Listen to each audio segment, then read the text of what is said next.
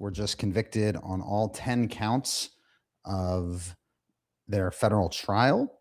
Of course, I've been covering this trial since day one and trying to bring updates from the courtroom and based on the transcripts for really the past 6 weeks. I've been open that I did not see a lot of the trafficking counts. I didn't think that the evidence was there, but the jury felt otherwise. And, in America, you have a jury system, and that is very, very important. Give me 1 second here.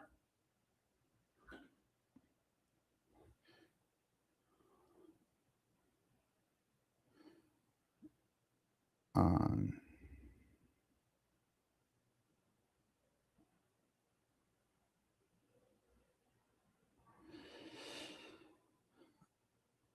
so, look, I did not think that the charge of trafficking against Tall for Lindsay Akery was particularly credible.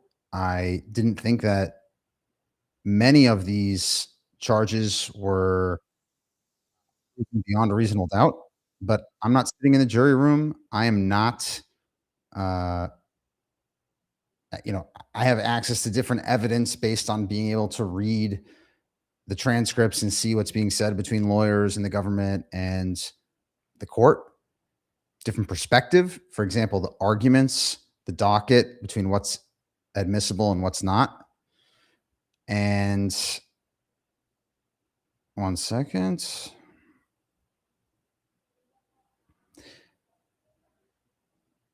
I think that, first of all, Oren Alone and Tall Alexander are not nice people. They had very bad habits. They did some not nice things. Let's be, again, very clear. In federal trial here, they were on trial for sex trafficking, a conspiracy, production of underage material with the 17-year, 10-month-old girl, young woman. It's not the R word case. Obviously, they have to believe that that was happening to convict on conspiracy, that they had this intent to do that. The jury felt that that standard was met beyond a reasonable doubt. Remember, that is an incredibly high standard, and people, you should take that very seriously. When a jury makes that decision, the Alexander brothers very well might die in prison. They may never see the light of day. That is on the table with what was found today. And my understanding is that all 12 jurors understood that when they were making that decision. Some people are trying to dunk on me in the comments and say, oh, well, you said count 2 was obliterated and you said that it wasn't credible and not beyond a reasonable doubt. And the answer is yes, I did say that. And I still do think that. Again, I'm not in the jury room. It's America. People are entitled to their opinion. You interpret things differently. You see the evidence differently. For me, for example, with Lindsay Akery, the fact that she told the government that, or she identified Eric Yechezkel by face in an FBI photo lineup as her attacker, and Eric Yechezkel had not one, but 2 forms of alibi evidence, July 4th weekend, and also Memorial Day weekend. The fact that Lindsay Akery didn't have the text messages with her friend Hannah and couldn't even serve her friend Hannah civilly was a big deal to me. I don't know how you get beyond a reasonable doubt with those facts. But ultimately, I do believe that the jury just hated the Alexander brothers so much that they came to a conclusion that they must have done these crimes. Reading the evidence as I saw it, I did not see that. Again, I'm not in the jury room. I'm here making predictions on my Substack and on YouTube and calling balls and strikes as I see it.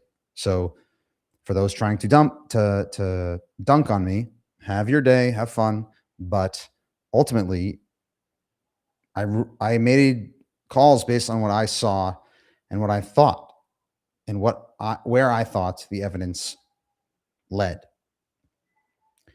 I'll give you an example of something that's particularly interesting, and I would imagine that will be brought up in appeal. When Alon Alexander's ex-girlfriend, Danielle Epstein, was testifying, she was not permitted to say that they had lived together for part of their relationship because that would be seen as good guy evidence. A blog that was written by Dylan Trussell and another roommate of Oren Alexander's was permitted under a exception for jihadist manifesto, jihadist literature. So you had stuff that was written by two people that were not the Alexanders, presumably unindicted co-conspirators, that was allowed in as some sort of manifesto and definitive proof that this is the mindset of the Alexander brothers, while an ex-girlfriend testifying that they lived together is not allowed in. To me, that's troubling. That's how I came to my personal conclusion about how I understood the evidence. But understand that the jury, if they're not reading the internet, if they're not looking at videos, they don't know that Alon's ex-girlfriend, Danielle Epstein, would have testified that they lived together. So that's the nuance. And again, many, many people very justifiably are going to say, okay, I have no sympathy for them because look how they talked, look how they behaved, look how they acted. And I totally get that. It's a very human, normal reaction. I would caution people to consider that even if people do bad things, I do think they should go down for crimes they actually committed and not adjacent crimes. Doesn't mean that they're necessarily sympathetic characters, but it does mean that there's more to it than just lock them up and throw away the key. The attitude that people are supposed to have, the way in which you're supposed to understand. One second. Give me 1 second. I got parental duties here.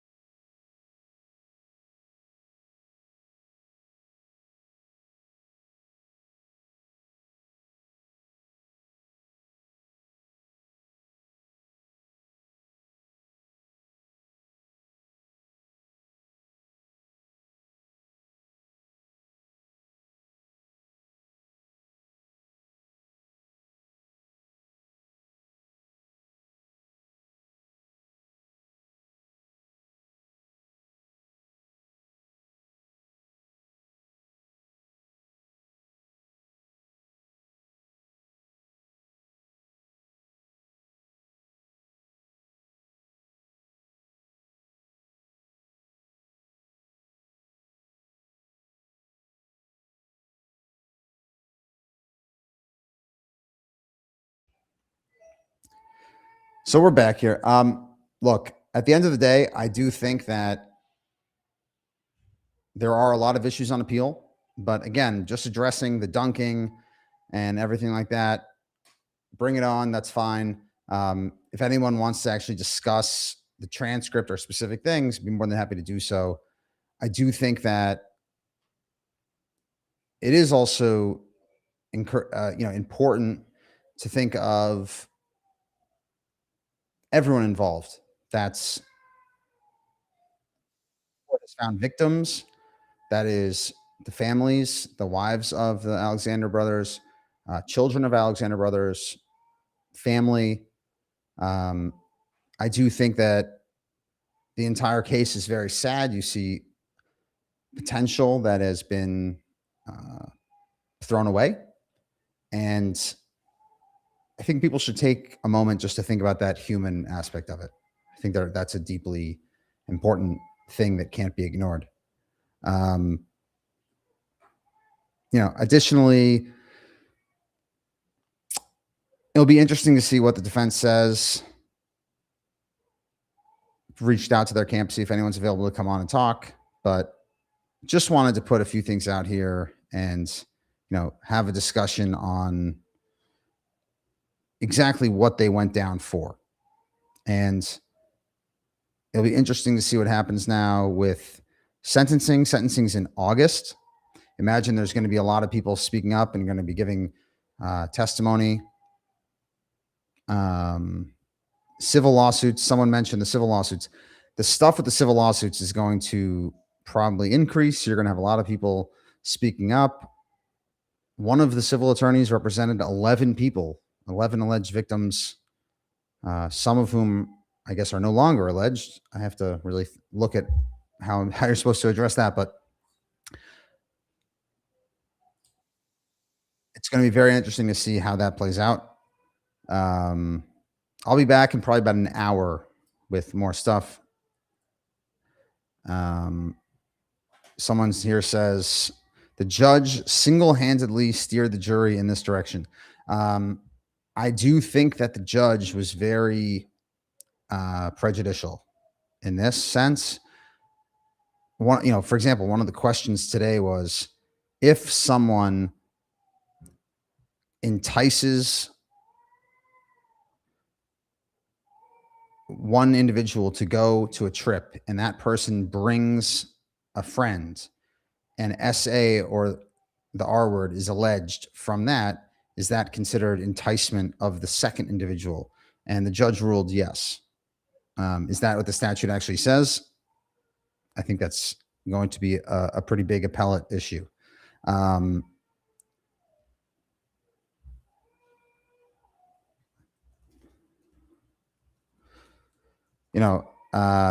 The other thing is you did have someone says, ask the jury about the juror that was removed. Yeah, you did have a juror that was removed from their responsibility because they'd actually already made up their minds, allegedly in favor of the brothers, and they were thrown off. So that's an interesting issue. I don't think that that's an issue for appeal, but I do think it's an interesting fact.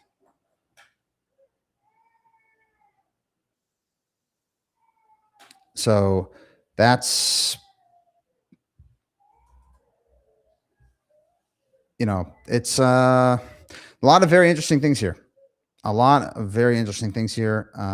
Again, some people have been bringing up the nonsense with the Epstein files. They're not in the Epstein files. It's someone who somehow that was in there. The judge ruled not to include that.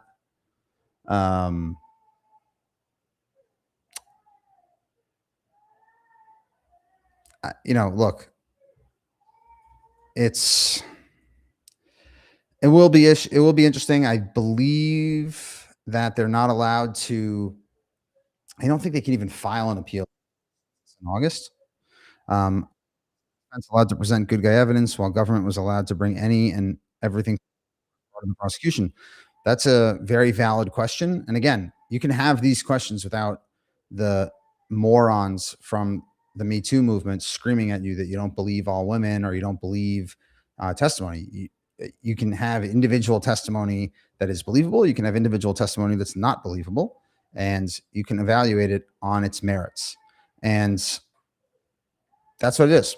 I do think that there was an issue with what was allowed in, what wasn't. The defense certainly wasn't happy about it, and that's a critique and a valid pushback. So,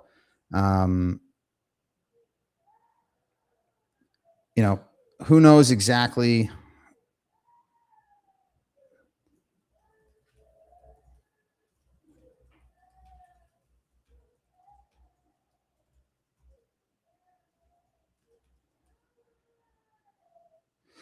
Um, so it's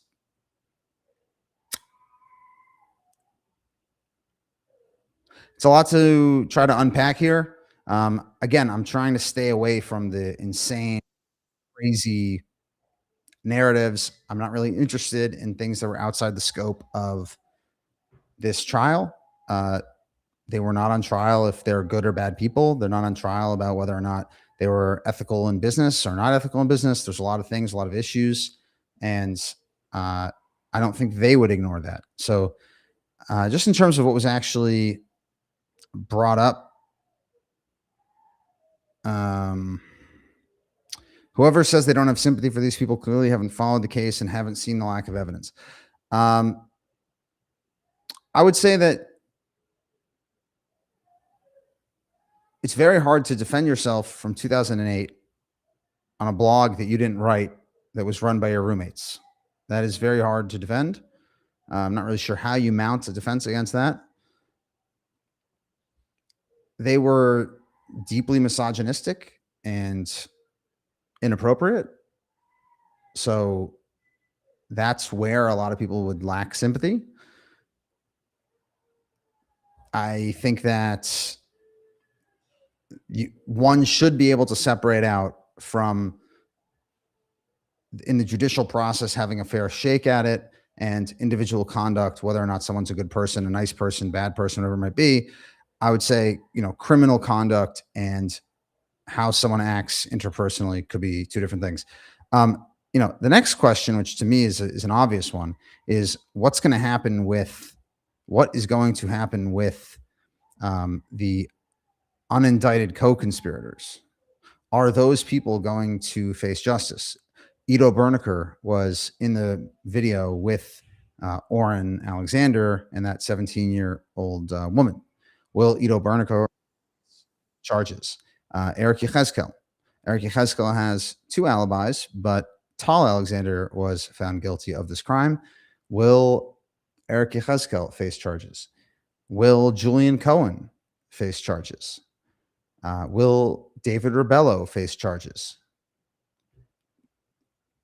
These are all open questions. Will the authors of this blog face charges? Will anyone who partied with them face charges? Who knows? I think that's probably on the top of many people's minds here, as people understand what's going on. But anyway, I'm going to see if I can get the defense to come on here, and I will check back in